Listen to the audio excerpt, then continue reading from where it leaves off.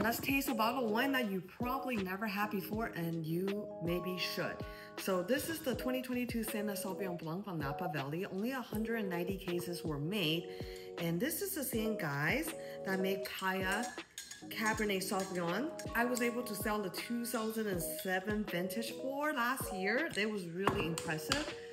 They actually also gave me a 2022 vintage, so we'll have to try that next. They told me that this bottle is poured at the Michelin-starred restaurant PRESS. So I want to kind of bust out my sommelier hat to see what it is about the Sauvignon Blanc that make PRESS, a Michelin-starred restaurant, want to pour it at the restaurant by the glass. And I'm literally just gonna taste to it like how I would analyze a glass of wine any single time when I'm tasting a wine for something that will potentially put on by the glass. And this bottle, I just wanted to put a note out there. I've already took out of the fridge for about 15 minutes. It's very important that for white wine, if you drink it too cold, it will actually kind of mask a lot of the richness and flavor. So you don't want to drink a wine too cold because then everything will seem more muted, higher in acidity, and more kind of sharp and mineral driven, which is kind of like how some people like it. So to each their own, but to really get what a wine is like, you don't want to wait to go. You know, classic Sauvignon Blanc color, pale straw yellow, really bright, star bright. The nose is actually very expressive. So the first thing I'm always looking for in the nose is I wanted to see if the fruit characteristic lean more New World or Old World. Obviously, this is from Napa, so it is a New World wine. But when I think about Sauvignon Blanc, I also wanted to think that the flavor, is it more really citrus fruit, passion fruit, grapefruit, lime, or are there a little more tropical fruit like apple, quince, and maybe even pineapple, which also leads me towards more a Bordeaux style. Right off the nose, it's giving me more actual non-fruit aroma than this fruit aroma. I'm getting fresh cut grass, again, very classic of a Sauvignon Blanc. Their style of wine are generally pretty big. It takes a while to open up. It takes a couple hours for their Cabernet to decant. Actually, their 2007, after almost 20 years in the bottle, was still humongous, was massive, and the 2022 was big as well. So I'm thinking in their winemaking style, this could just also needs a little more time to open up. And from a restaurant's perspective, a lot of the time when you're opening a bottle of wine, you might not pour it out immediately. A bottle of wine might last behind the fridge for maybe a day or two, or sometimes longer depending on the restaurant. So I can see that you want a wine that has a lot of body and oomph, so you can actually let it sit out a little longer and still taste amazing. It's not super duper New World or New Zealand style. This wine is 100% stainless steel fermented and does not see any oak, so it's certainly not an Old World white Bordeaux style either. But I do like the nose. I like the fact that it's not super fruit forward right off the bat. You get more grassiness, you get that clean river rock note. The fruit is definitely in the back. I see a little bit of tart, pineapple, quince, apple, lemon, lime. Very satisfying.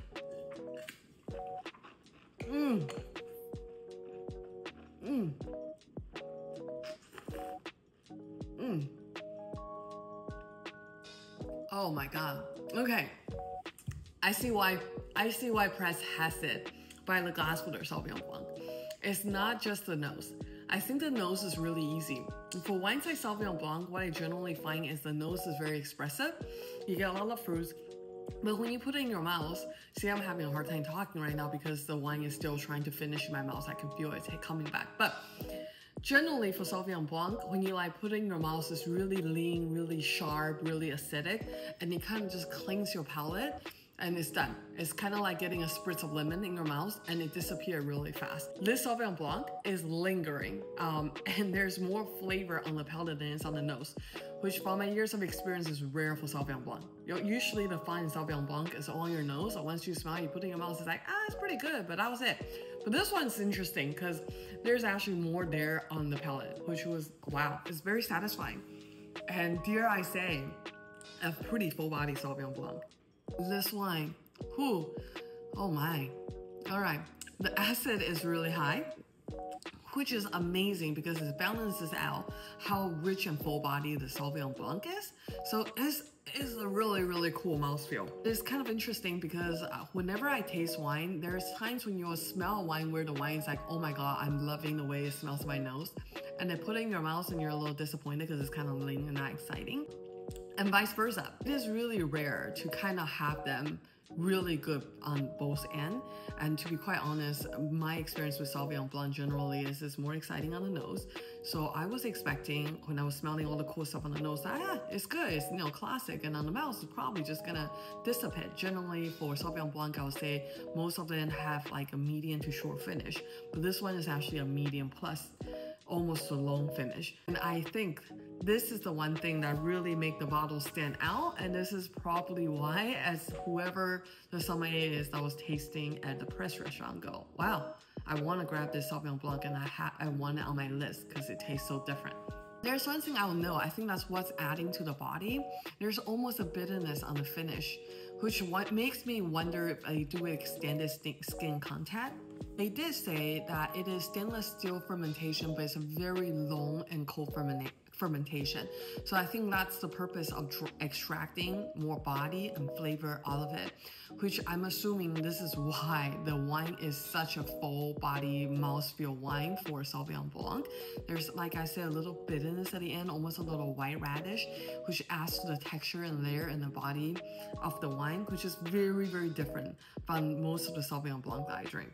Seriously, this is a Sauvignon Blanc that you can chew on. It will make you think, it will make you ponder, it will make you stop, it will make you go, holy crap, that's a Sauvignon Blanc?